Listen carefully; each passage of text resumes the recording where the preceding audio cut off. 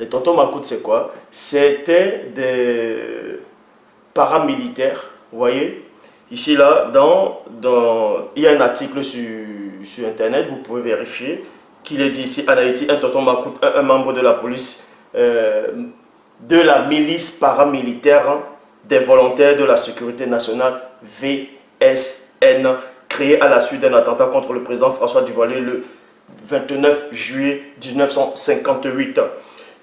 Elle sera ensuite employée par son fils et successeur Jean-Claude Duvalier. Donc on vous dit ici là, c'était à une époque un peu reculée en Haïti, quand dit reculée, pas très. Bon, ceux qui sont un peu grands maintenant connaissent sûrement cette histoire.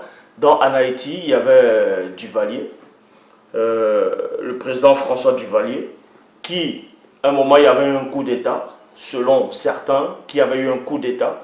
Et quand il y a eu ce coup d'État, on a formé maintenant, on a pris quelques membres de la milice paramilitaire pour faire une petite société secrète, une garde rapprochée qui pourra empêcher des éventuels attentats, et non pas seulement des attentats, mais aussi d'autres attaques occultes.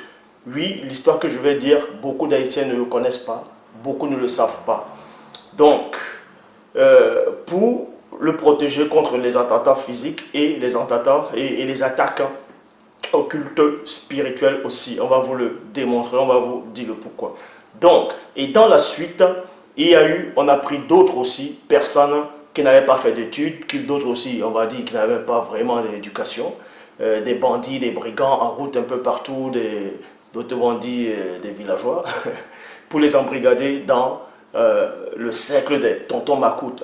Mais vous devez savoir que dans le cercle des tontons macoutes, il y a plusieurs branches. Il y a ceux qui allaient violer, ceux qui allaient tuer, ceux qui allaient massacrer, ceux qui allaient effrayer le peuple, la population, ainsi de suite. Eux, ils n'étaient pas initiés au vaudou, ils n'étaient pas initiés à la connaissance du vaudou, ils n'étaient pas initiés à l'antidote du vaudou, à l'autre face cachée du vaudou. Mais il y a aussi maintenant l'autre groupe des tontons macoutes, eux, on les a formés, on les a initiés, c'est pour ça qu'eux, ils avaient le droit, ils pouvaient entrer dans les temples où on pratiquait le vaudou, arrêter quelques personnes sans être inquiétés de cette pratique du vaudou, parce qu'eux, on les avait initiés par rapport à ce qui se cachait derrière.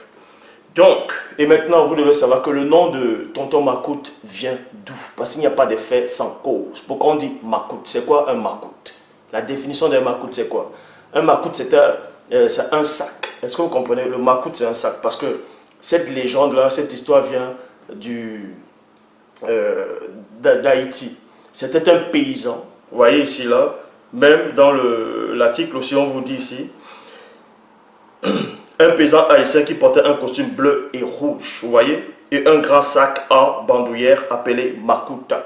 Donc ce paysan-là avait un sac sur lui, et ce sac-là, c'était un macoute. Maintenant, qu'est-ce qui se trouvait dans ce sac-là? Beaucoup en Haïti connaissent peut-être l'histoire de ce paysan, mais sans connaître exactement ce qui se cachait dans ce sac-là. Et moi, je veux vous révéler ce qui se cachait dans le sac, dans ce qui était dans le sac de ce vieillard en Haïti, là, selon l'histoire, selon d'autres vont dire c'est une rumeur, c'est une légende, ainsi de suite. Mais toujours est-il que dans le sac, ce vieux, puisque beaucoup de gens craignaient ce vieux-là, et ce vieux avait l'équivalent, on le compare aussi à le croque-mitaine. Le croque-mitaine qui effraie des enfants, ainsi de suite. Et aussi le père Fouta qui venait effrayer les enfants avec celui qu'on appelait Saint-Nicolas, là.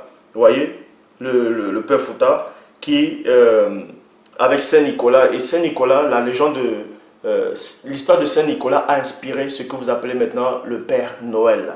Mais sauf que dans la légende, dans l'histoire de ce soi-disant Saint-Nicolas, il y avait le Père Fouta aussi, celui qu'on appelle le Père Fouta. Lui, il était mauvais, en gros, quand on dit il était mauvais, lui, il effrayait les enfants, il punissait les enfants, il était quelqu'un d'horrible, parce que ce Nicolas-là, lui, il offrait les cadeaux, tandis que l'autre, il punissait les enfants. Donc, ce vieillard haïtien, ce paysan haïtien, on le comparait au croque-mitaine, on le comparait à beaucoup de monstres, à beaucoup de personnages qui ont effrayé la chronique, qui ont effrayé des légendes urbaines, ainsi de suite.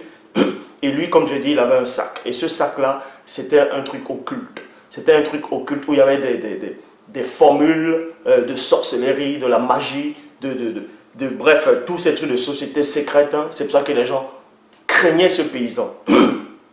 Donc ce paysan-là était initié à la haute sorcellerie, à la sorcellerie en tout cas haïtienne, quand il dit haïtienne, du vaudou, à la pratique du vaudou. Donc on s'est inspiré de ce paysan pour former la garde rapprochée, une autre société secrète connue sous le nom des tontons Makuta. Tonton Makuta. Donc j'ai dit, ce n'est pas tous ceux qui avaient le nom de tonton Makuta qui étaient initiés, mais c'est une branche qui était vraiment initiée à ça. Et les tontons Makuta sont aussi appelés bonhomme bâton en créole. Bonhomme bâton en créole.